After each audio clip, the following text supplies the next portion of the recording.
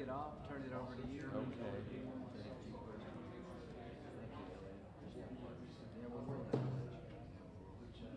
Well done. Thank you. This is a great job. All the right stuff. Thank you, sir. I'll kick it off. Elliot, you, and McCaul. Take questions.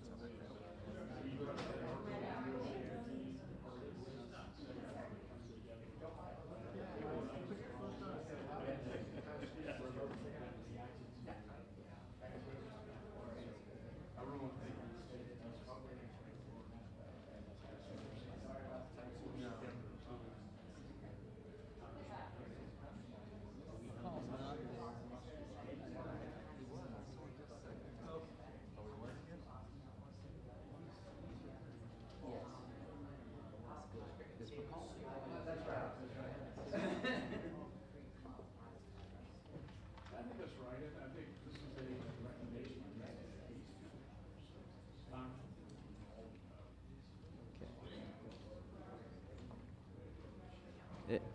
It makes you appreciate how hard D-Day was. Like 12 people going down one flight of stairs. Is Representative McCaul here? There, hey, Mike. How you doing? All right. Thanks for coming. Got you a spot there. Okay. Thank you all. Can you see and hear me? I can't get any taller, but I'll talk louder. So thank you all, members of the press, the One Organization. Thank you for showing up today. Today is a big day for me. A while back, Senator Leahy and myself asked the Institute of Peace to put together a panel of experts to tell the Congress what could we do to prevent extremism so that we don't have to fight endless wars. And the chairman of the effort are the same two who chaired the 9/11 commissions, Governor Kean and Congressman Lee Hamilton, who couldn't be with us here today but was by phone.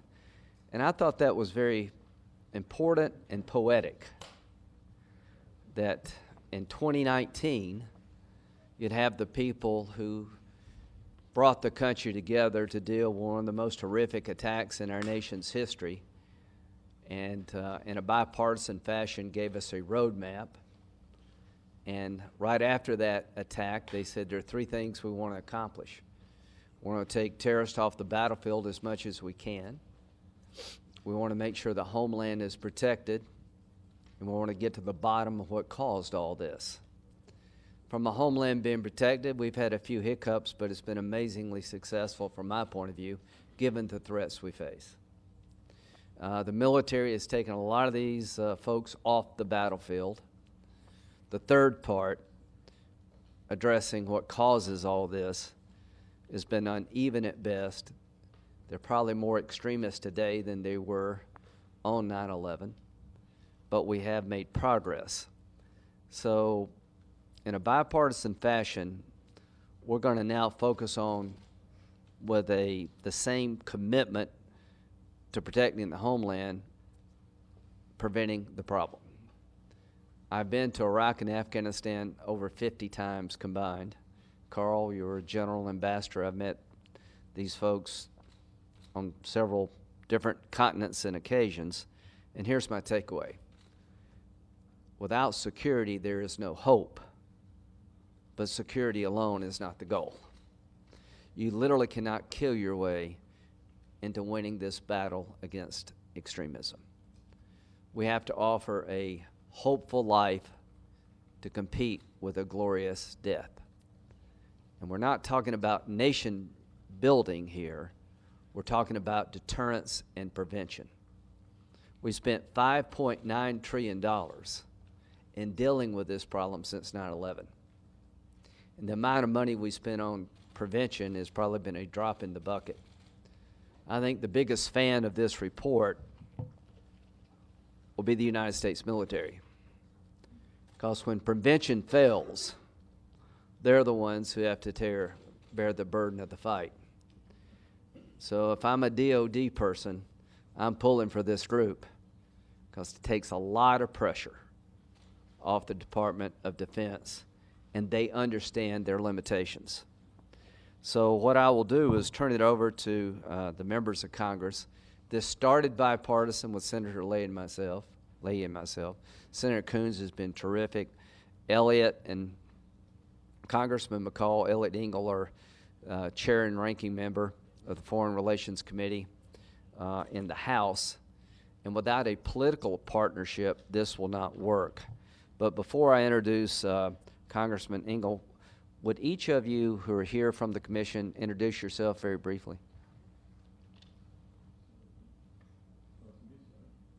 Steve Hadley, former National Security Advisor and Chair of the Board of the U.S. Institute of Peace. I'm Nancy Lindborg. I'm the President of the United States Institute of Peace. I'm Farouk Kathwari. I'm Chairman and CEO of Ethan Allen, but also involved with USIP for many, many years. I'm Carl Eichenberg. I'm at Stanford University, leading called the U.S. Asia Security Initiative. Olivia Ransky, a former Undersecretary of State at Harvard University as a Senior Fellow on the Future Diplomacy Project. Tom Kean, former Chairman of the 9/11 Commission. A few other things. Well, there are other members that couldn't be here, but they're bipartisan. They know what they're talking about. They represent the public sector. They represent the private sector. Carl has been a general in combat and ambassador to Afghanistan. Steve was President Bush's national security advisor, and we have got some really good input. We've actually got a bill already drafted, and I will turn it over to Congressman Engel. He's going to lead the charge in the House and tell you what the House is about to do.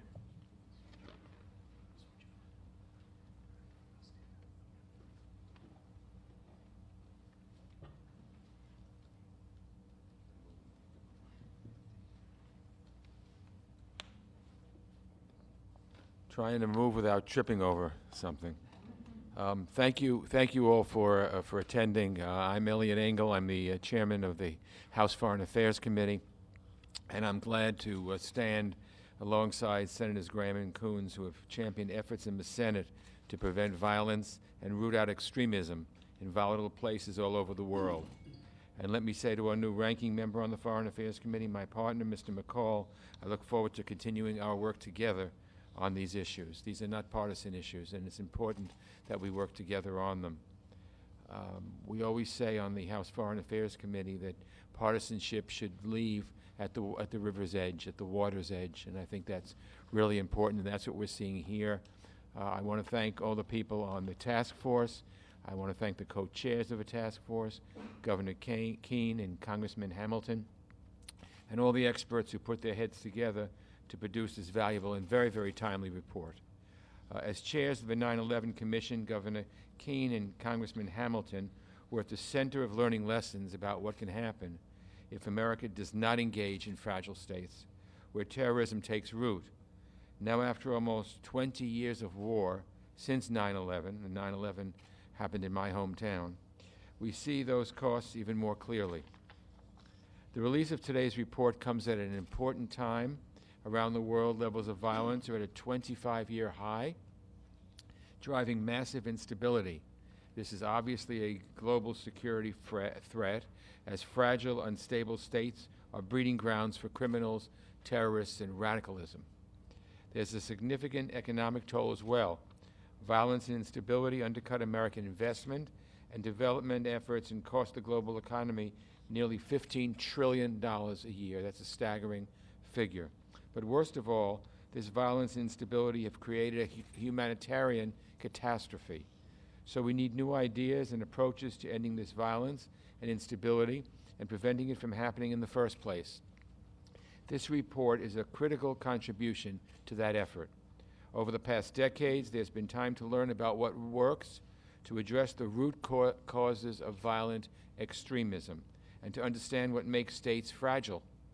Now those of us here in Congress can take those findings and figure out what legislative approaches can translate those lessons learned into law. So I'm pleased today that Ranking Member McCaul and I are reintroducing the Global Fragility Act, and that Senator Coons and Graham are working to introduce a Senate companion. This legislation passed the House last Congress and I'm confident that the bill will continue to have broad bipartisan support. And with the release of this report today, we can update the bill to draw on the expertise of the task force. Really wonderful people who I've known for many, many years. It's just an honor to have them on the task force. The key message from these experts is that the United States needs to focus on prevention. Excuse me. I completely agree. And that is exactly what our bill would do. With the aim of stopping violence and conflict before they start, this legislation will make us take a step back, look at the broad picture of our current efforts, and seek ways to better incorporate best practices and expert recommendations. We have already spent trillions of dollars on wars and stabilization operations, but future spending could be done in a much smarter way. Frankly, our efforts right now are disjointed and fractured across the government. This bill pushes us to take a hard look at what's working and what is not working, and then help relevant agencies work together more closely to tackle this challenge. The end result? An initiative where government agencies are in full coordination on this matter. Together they can create cohesive plans to diffuse situations that could erupt into violence and to stabilize conflict when it does break out. In the cross-government initiative, the State Department, USAID, and the Department of Defense will coordinate their diplomatic, development, and security activities so their work is more efficient and effective. The bill also requires innovative approaches to coordinate our work with partners, measure results, and adapt to changing conditions. And it puts in place robust oversight to make sure that our efforts are implemented effectively. With the insights the task force has provided, and I again thank them again, the Global Fragility Act will be an important step forward in addressing many of the most devastating crises facing the world right now and preventing new ones from emerging in the future. And the fact that we are all here today, a bipartisan group, joined together by a shared commitment to this pressing issue, it gives me great optimism and hope. Because addressing the root causes of extremism in fragile states gets us closer to a safer and more stable, prosperous world. So I thank all of you for your work to get to that brighter future. Together we're going to prevail because we have no other choice. And I'll turn the podium over to Senator Coons.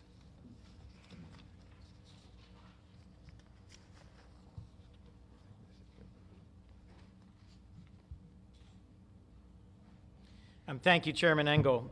Thank you to Governor Kean and to all the members of this remarkable task force. The Task Force on Extremism in Fragile States has done long and difficult and thorough work. These are real leaders of our nation who have dedicated decades of their lives to the global fight against extremism, to hard work in diplomacy and development and defense. And to have them come together and dedicate the time and effort and thoughtfulness that they have to this report is a genuine blessing and gives us a framework from which to now move forward and legislate. I want to thank Senator Lindsey Graham, who's chairman of the State and Foreign Operations Appropriations Subcommittee, to the chairman of the House Foreign Affairs Committee, Ellen Engel, and a ranking member, Congressman McCaul, for the opportunity to briefly present to you this framework today and say why this is important. As you heard Senator Graham say, we have spent nearly $5.9 trillion in the 18 years since 9/11 in combating extremism and terrorism around the world.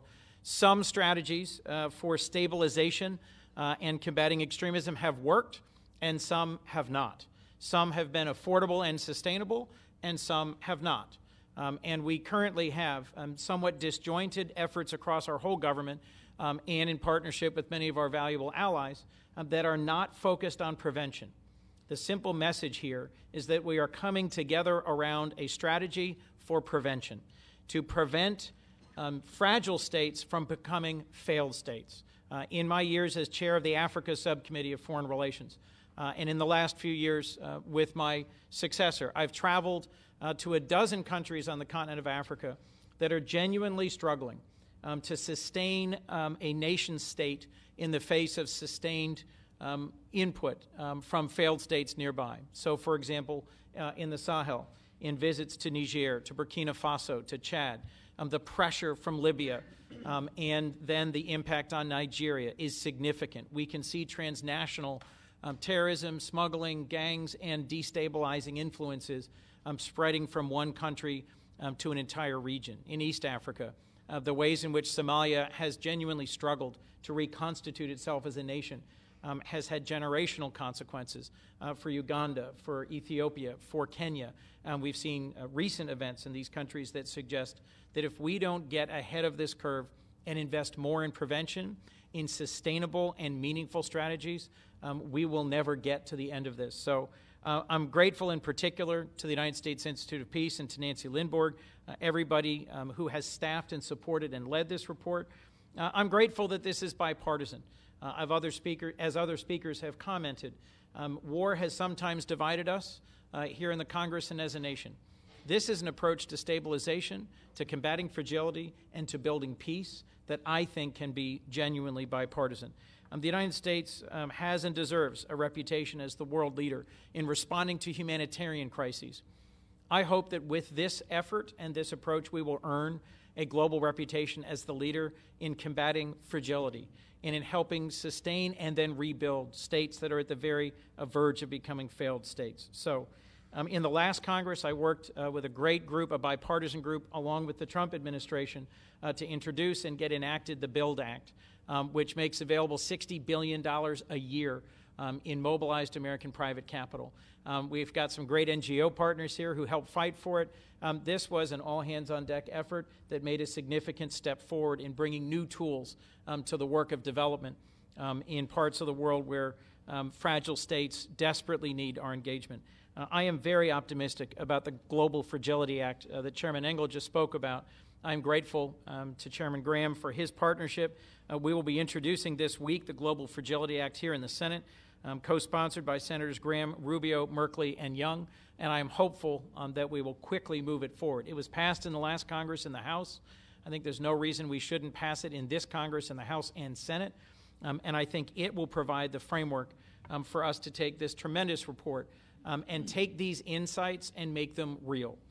We're going from studying and understanding to enacting a framework to then funding what will be, I think, a groundbreaking initiative to promote the stabilization of fragile states. I am so grateful to the folks who have served on this task force and who have given us these insights, and I am so looking forward to legislating the framework that will now make this real.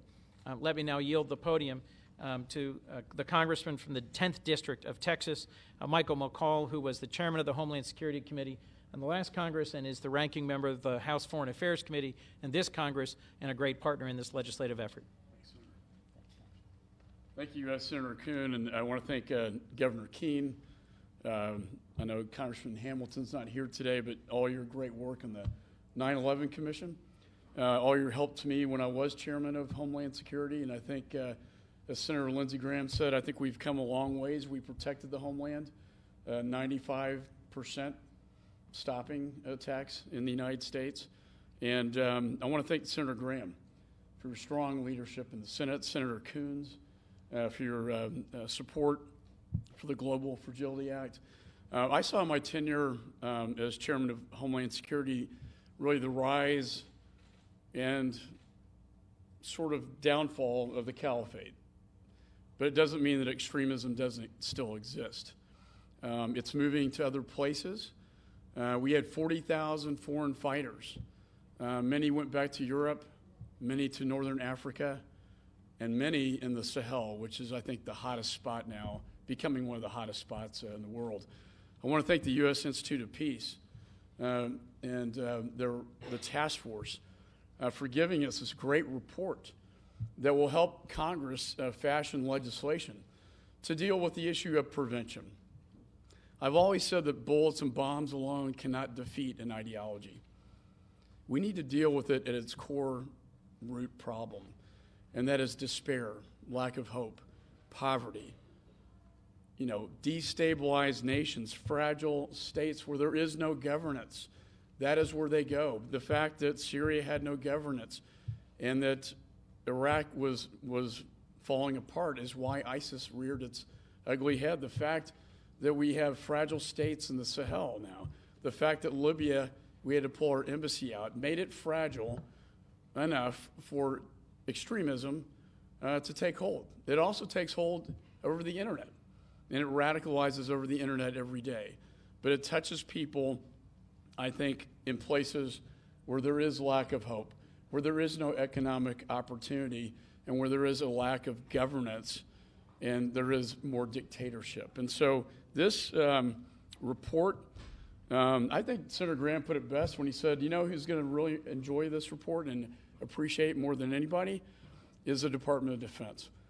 I remember when the cry from the administration was to cut foreign aid by 20%. And General Mattis, I thought, had the best response. That if you do that, you're going to have to pay for more bullets. And so the question is, do we want to kill more or stop it at its root cause? I would rather have prevention and stop radicalization at its root cause than to get to a young man or woman who is radicalized, grows up, and then we have the horrible choice of war that we have spent trillions on since 9/11.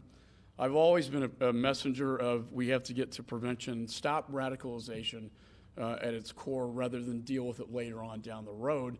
And I think that's what this bill, the Global Fragility Act, does. I want to thank Chairman Engel for his leadership and bring this back up. I'm proud to be his lead Republican on it. I want to thank Senator Graham and Senator Coons for pushing this forward. I also want to thank the One campaign. I know I'll be meeting with you all later in my office, but who better to champion this bill than your organization? And I know this will be one of your top priorities on the Hill as we move forward. And the fact it's bipartisan at a time of such toxicity in Washington, I think makes it even better. This is something we can all agree on and get behind. And again, I want to thank the U.S. Institute of Peace for their great work on this. So now we'll hear from the chairman to kind of give you a top line. But to the One campaign, I make a joke to Bono that I'm not a big fan of his music, and he seems to be okay with that, because apparently millions are. But I'm a big fan of him and what the One campaign has done. He says it the best. Extreme poverty, extreme climate, extreme ideology, when they come together, bad news. And what have I learned on my trips abroad? Most people are not buying what the extremists are selling. Now, I don't want you to misunderstand what I'm saying. Extremism is a problem. But people in Afghanistan, Iraq, Syria, you name the place, if they could choose a different path, they would. Most fathers and mothers do not want to turn their daughters over to ISIL. So the idea that this is hopeless is not true. We're going to win this fight. The only question is, how long does it take and how much suffering will be involved? To the American people, from a hawkish kind of guy, every dollar we spend here saves us a lot of heartache down the road. For every dollar in prevention, you're going to save $16, they tell me, in actually going and engaging the enemy. From a hawk's point of view, this is the best way to destroy extremism, is to give people in the regions affected by extremism the capability to push back when they have the will. And this is about providing capacity to those people with the will to say no to extremism. And without prevention and getting to the root cause of this problem, the wars will be endless. Finally, the dividends for winning are enormous. American businesses will have a lot of grateful customers. All these populations are young. They've seen what life could look like through the technology they have in their possession.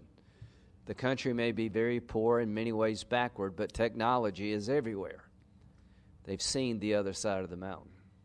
And our goal is to give them the means to get there. It'll be the best money we ever spent. It will bring us peace and prosperity here at home. More importantly, it will give us partners in the world that we can work with that are not out to kill us, but out to be our customers and our friends. And with that, I'll turn it over to the chairman.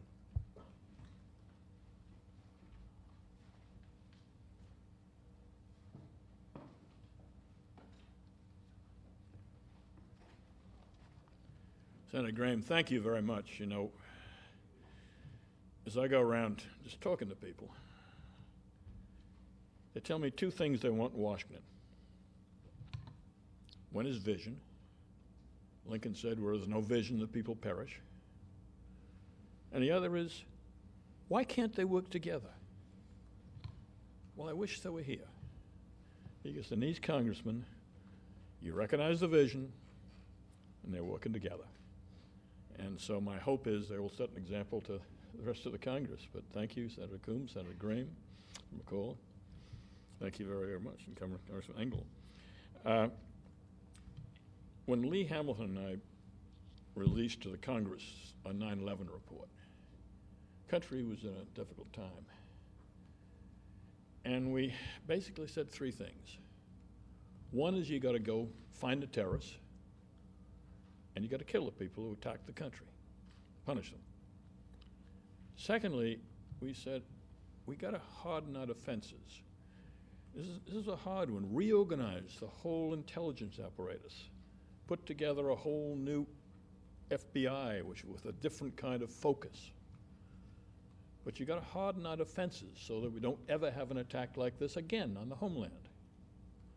And then thirdly, we said, we got to prevent terrorism in the future. We got to find out what the solutions are, but we got to prevent it.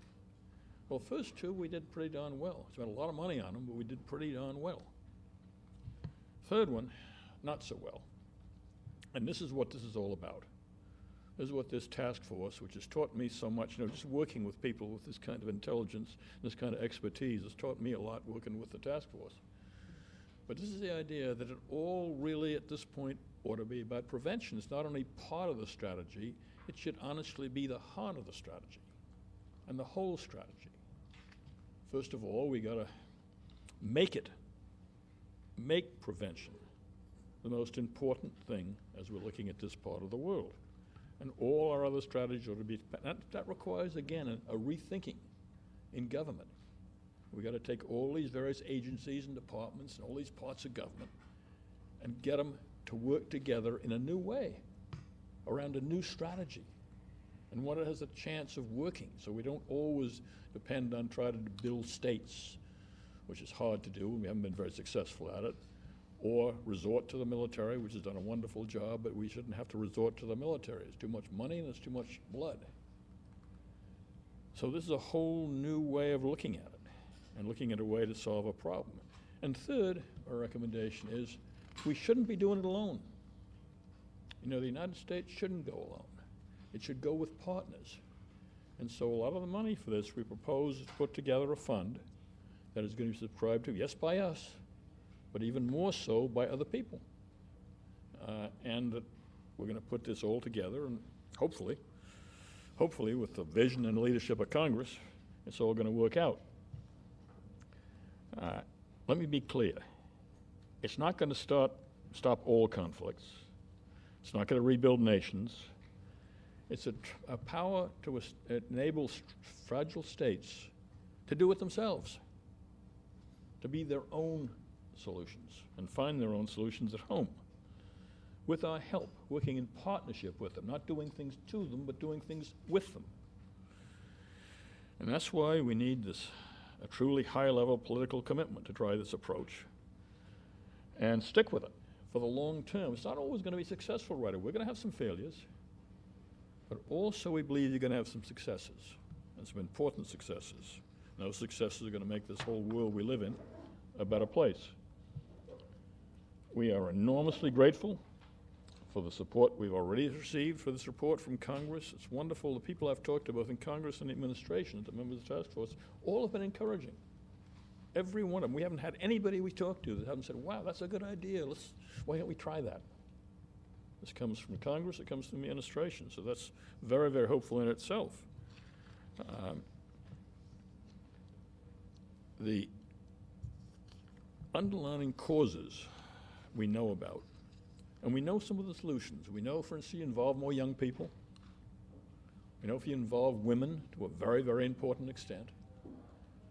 We know if you involve the private sector, if you work with all these groups and try to bring them more into the fore as you go with these problems. If you find the the right leaders in these countries, people who are there working with the right motivation for their people who care about each other, care about other people in their society. When we can identify those people, and we have to identify them, you know, when we can't find people like that, we're probably not going to be successful. We've got to find those people and work with them. And if we do that, we have a real chance of succeeding. And that's really the most important thing. That's the vision I'm talking about, putting all this together.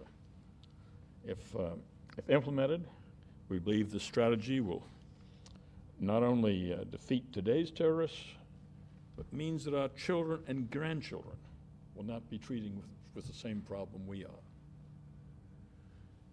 As Senator Graham has said, you know, we've spent a lot of time, a lot of money, done a lot of good things, but we got more terrorists, not less, in more areas of the world, not less, than we did in the year 2000. So no matter what we're doing and how many successes we've had, we're not doing it well yet. And we believe the heart of doing it well is prevention. And this has been a wonderful task force. I mean, I can't tell you how much I've enjoyed working with them and much I've learned from them. They've all spent their lives, many of them, in this area. And so I want to thank them for all their hard work. We are heartened, obviously, by the bipartisan and bicameral efforts that we see here today. We commend your leadership in the Congress on these very critical issues. We commend particularly Senator Graham for having the whole idea, I think, to put this all together. He's the real leader on this stuff. We wouldn't be here without him. And I want to thank you all for everything you've done and everything you're doing, and thank Nancy and the Institute for Peace. We hope we can move forward, and wherever we can help you in the Congress, let us know.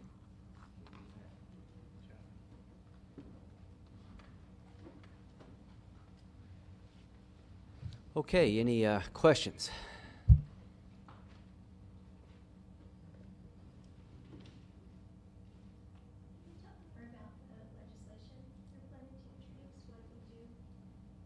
Well, the goal is to get the government to work together, to create a framework, basically, to get the major agencies involved, to work together to come up with a preventive strategy. The war on terror has been very kinetic. Our goal is to make it less kinetic, right? The Cold War was not very kinetic. We spent a lot of money deterring and preventing the spread of communism. And eventually the ideology of the Soviet Union sort of collapsed. That's what happened here. So what does winning look like? Winning is, there'll be a day when the people over there will have the resources, the will, and the capability to contain extremism in their backyard without a lot of us on the ground. That the government will be loyal to the people, not to some ideological cause, that the police and the army are trusted. Young people have economic hope, and a woman will have a say about the future of her children. So this bill is designed to get the government to focus on that. I cannot stress to you how important this is. If we pull this off, is a completely different way of combating the war on terrorism. All of these years later, we have learned that without the preventive part, without getting other people involved throughout the world, we're going to just keep fighting. I'll end where I began. The ideology does not sell well if people have other choices. The people in Afghanistan are not going to go back to the good old days of the Taliban. The Taliban may be part of the future of Afghanistan through a reconciliation process. I hope that happens on our terms, not theirs. I doubt if you'll reconcile with Al-Qaeda or ISIS. So the goal is to help people over there bear the brunt of the military engagement and give them the capability, with some help from us and others, to contain the ideology. You never destroy extremism. I remember as a small child in South Carolina watching the KKK walk down the street, very intimidating. Now they're pretty much of a joke everywhere. because people got better educated, more prosperous, and what they were selling just seems to be silly. One day that'll happen. One day the extremism being sold will be seen by people as kind of a bad product. Anything you want to add? If I could just add, the bill sets a framework similar to the way the MCC goes and prioritizes development. It says here are priority regions and states, and then here are the metrics that we would look at in order to use authorized appropriations accounts to fund prevention work. So to what extent is this a country that's willing to partner with the United States on, for example, transparency or rule of law? To what extent are they connecting between the government and the people they serve? It would set some demonstrable metrics, the kind of approach that Senator Graham's talking about, to do prevention rather than simply doing, on the one hand, kinetic combating of terrorists, and on the other hand, sort of base development work of meeting basic human needs for clean water and for access to health care. This is trying to connect all of that with a coherent strategy, authorized appropriations accounts, and then metrics for outcomes. Yeah, I think just simply a long-term policy, USAID, Department of Defense, and state. Those are the three main federal entities working together on long-term policy prevention in these hotspots to defeat extremism.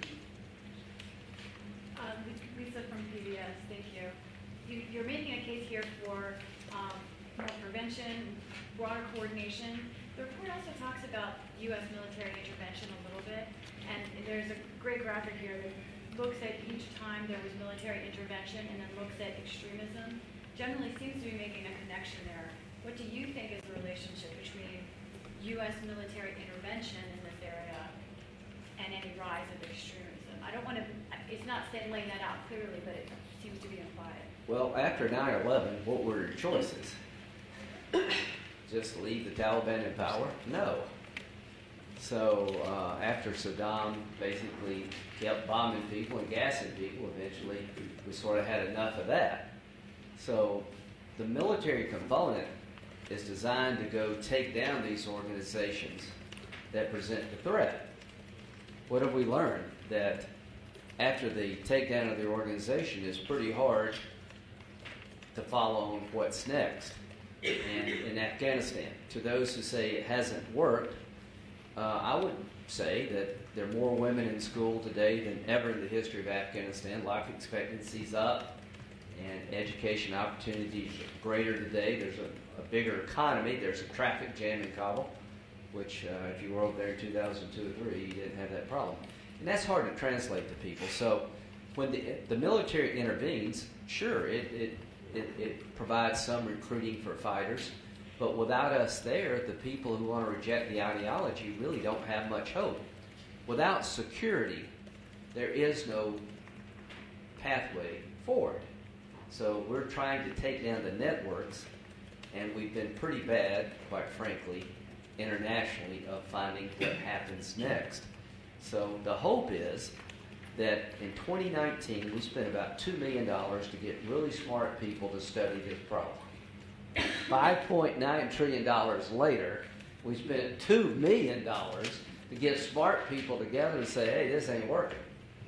So the bottom line is we're going to introduce legislation to come up with a new way of dealing with it. There will always be the need for the military engagement when the organizations get out of control. We're not in the Sahel yet, militarily, in any great numbers. The French are over there. But I'm here to tell you that if we don't invest now, if you're tired of being in wars in the Mideast, well, here's the good news. You're going to maybe leave there and go to Africa. I'm tired of being in wars in general, and if you do not pick like the Sahel and test this concept, we're going to start small. We're going to prove to ourselves and others that this actually works. And if it doesn't work, I don't know what to tell you. Carl? So, maybe 2 points. First on Afghanistan, going back to 2001. From the way this report and my colleagues frame it, that was a problem of failure to prevent. 2001 was failure of prevention, and we have to deal with consequences since then. The second point would be with regard to our military, that we've had, in a sense, the luxury since 2001 to be able to really emphasize the attack part of this, the protect part of this. But now we're entering an era where it's back to state competition. Our military will surely support this report because they need to be focused on state competition. And if they're tasked with being the main effort here as attack, then they don't have the resources to do that. That's why prevention is the way forward. It's cost effective. Yeah, and just finish it. The hope is that if we do this right, the military will always be the last resort and never the first resort. Kathy from the Atlantic, thank you for hosting this and thank you all for your work on this report. I'm curious about how the thinking has evolved on promoting democracy. I noticed that there's a lot of emphasis on promoting good governance, but not much on democracy. At the same time, there's a discussion of how authoritarianism can breed extremist conditions. So I'm curious if any of you can comment on what model of governance obviously is going to be locally contingent, but what are the elements of governance that we're trying to promote, and how do we do that without necessarily the cooperation of the authoritarian governments in question that we might be? Very quickly, I'll turn it over to others. Name a war between two democracies. Seems to me that's a pretty good investment. I can't think of a war between two democracies for a reason. The rule of law usually saves you from having to go to war. People find a resolution process through representative government that prevents war. It's not so much about spreading democracy to me as the right of self-determination. If you want to live a certain way, I just want the people to make that decision, not the terrorists. It seems to me democracy isn't necessarily the first thing you go after. Because you go after the kind of things we talk about in the report. If you involve more women, if you do something about educating the youth, if you get the private sector involved, you're going to have a democracy. Sooner or later, you're going to have a democracy. But if you start by saying, we're here to create a democracy, there's certain elements of society going to say, no, they're trying to make everybody do it the American way or what have you. And I think the result will be democracy. I'm not sure it's what we should go out with first.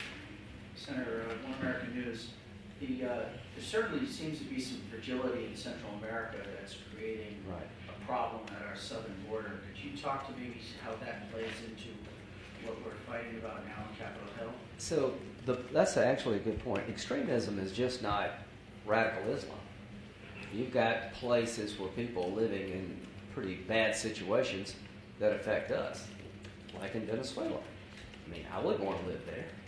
And I want to applaud President Trump for standing up for the idea that there's a better way, freedom and democracy versus the authoritarian socialist model. We think is a better way, and the fact that he's rallied the world to the cause for the most part is good. So if you're really worried about stopping illegal immigration and you don't invest in the Northern Triangle countries, it will not work. El Salvador, Guatemala, Nicaragua, all of these countries are fragile. So Vice President Biden and I worked on a $750 million investment.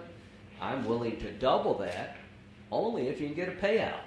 The Millennial Challenge Corporation has told us that if you don't have metrics and you don't have buy-in, the money is wasted. So those who worry about writing a blank check to give it to a bunch of authoritarian people, those days are over. We're going to have a relationship with our assistants in the future where the taxpayer can understand where the money went and hopefully get a benefit from it.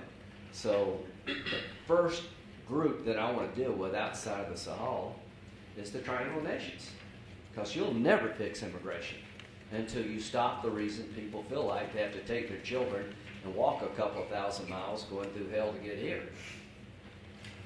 Yeah, we have the Central America Security Initiative, what Senator Graham is referring to, and I think we can reform that so it works better, but I agree, they're leading.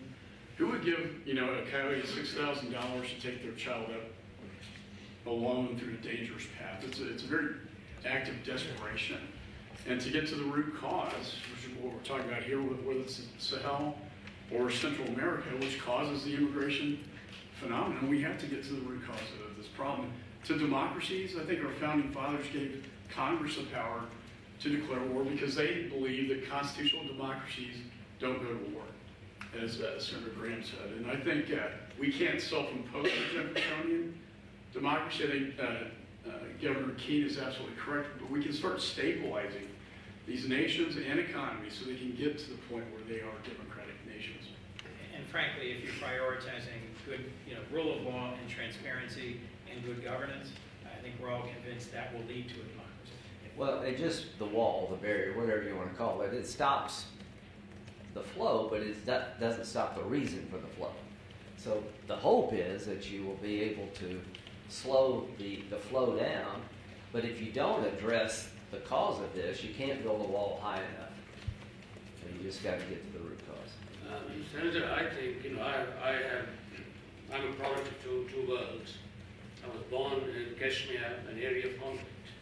I spent a lot of my years in trying to see how we can help that conflict. Then I'm, of course, living in this world and been heading Ethan Allen for the last 33 years. So I spent a lot of time in both worlds. I think it's a paradigm shift.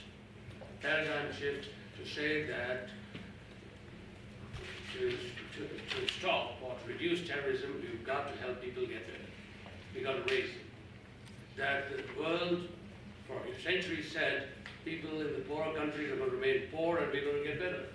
Today we are realizing that's not the case. The world has become small and our best hope is to help people get better. And to me, this is a major paradigm shift and I'm really, really very happy and appreciate all what has been said here. Two more questions.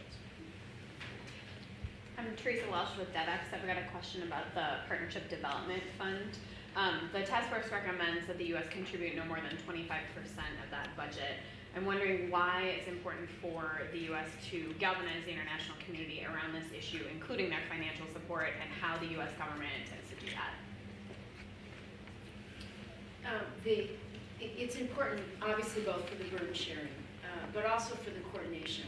Because what you see, particularly in some of these more fragile environments, is you have various donors coming in with different visions, different requirements, and it creates a kind of chaos at the country level.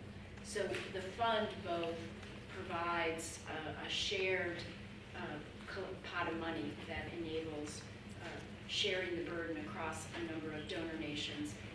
Most importantly, I think it creates that shared framework. So it's getting that shared framework not only within the United States, which is the first most important job, but also then doing it with our development partners, in partnership with the local governments and the people in those countries.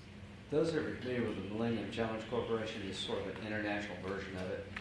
We're going to start with a pilot project, pick a couple of countries in the stress region, go around and ask people to donate, sign countries up, pick topics that they're interested in. Maybe it's power, maybe it's development of security, education for women, whatever the topic. We're going to put money on the table, maybe free trade agreements on the table. And the goal is, over time, to leverage the public-private funds from the developed world, get a better outcome. This is not writing checks and not knowing where the money's going. This is a completely new way. Another point, too, is we've got a lot of partners out there that have their own channels of communications into these countries. They have their own competencies, knowledge, and experiences that we don't have. So we don't have a monopoly on wisdom. So it's not only the resources, but it's the knowledge and the techniques that they can bring to bear. And we got to sell President Trump, and he's not going to buy into the same old, and I like that. We got to convince him there are a lot of distressed properties out there that are a little time and money. You can turn it into a really nice place. You can have customers, you can have stability, you can travel freely. It's got to be a win-win in his eyes. We got to make sort of a business case. And I think there's a hell of a business case to be made. One last question.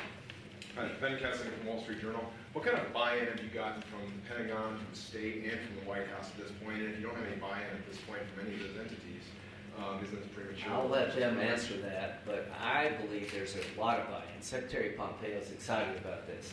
Listen, $5.9 trillion later, how about thinking about something new? There are more terrorists today than there were before 9/11. We need to address why. And the military operations have been very successful, but they have limited transformative value. So state is on board, and the biggest winner, can I call this again? If you're a family of a soldier, you're pulling for this working. So Mattis said it better than anyone else. If you cut developmental aid, you better buy me more ammunition. We're saying, no, not developmental aid. If you don't invest more in prevention, you better buy me more bullets. So DOD, I'm going to meet with Acting Secretary Shanahan tomorrow. How does this work? The biggest pot of money is in the military.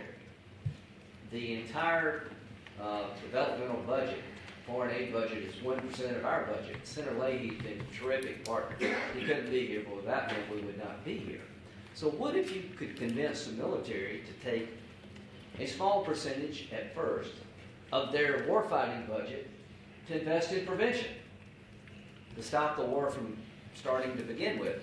In these countries that are donors, what budget in their country is probably larger than the developmental budget? The military budget. So the buy-in has to come from the agencies in the forefront of the fight. And that's DOD, Department of State, USID. But you got to get the president to buy into this. So the president is looking for something new. I want to end endless wars. You know how you end an endless war? Prevent it from starting. You've got a chance in Africa, Mr. President, to prevent what's going to be a long, drawn-out, bloody fight. A little bit of money now can prevent the engagement in Africa like we've had in the Mideast. But I promise you one thing, if we ignore what's going in Africa much longer, the next big organization to take down is coming from Africa. Thank you all very, very much to the folks who did this budget.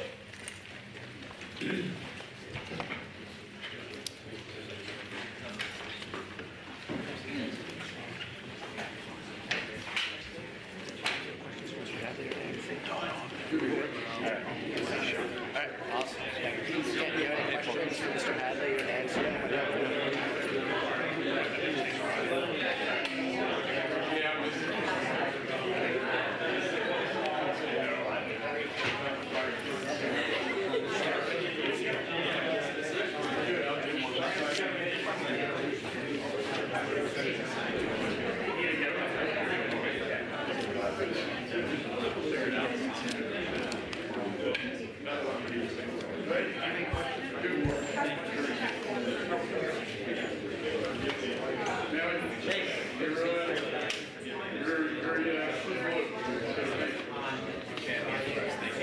Good job.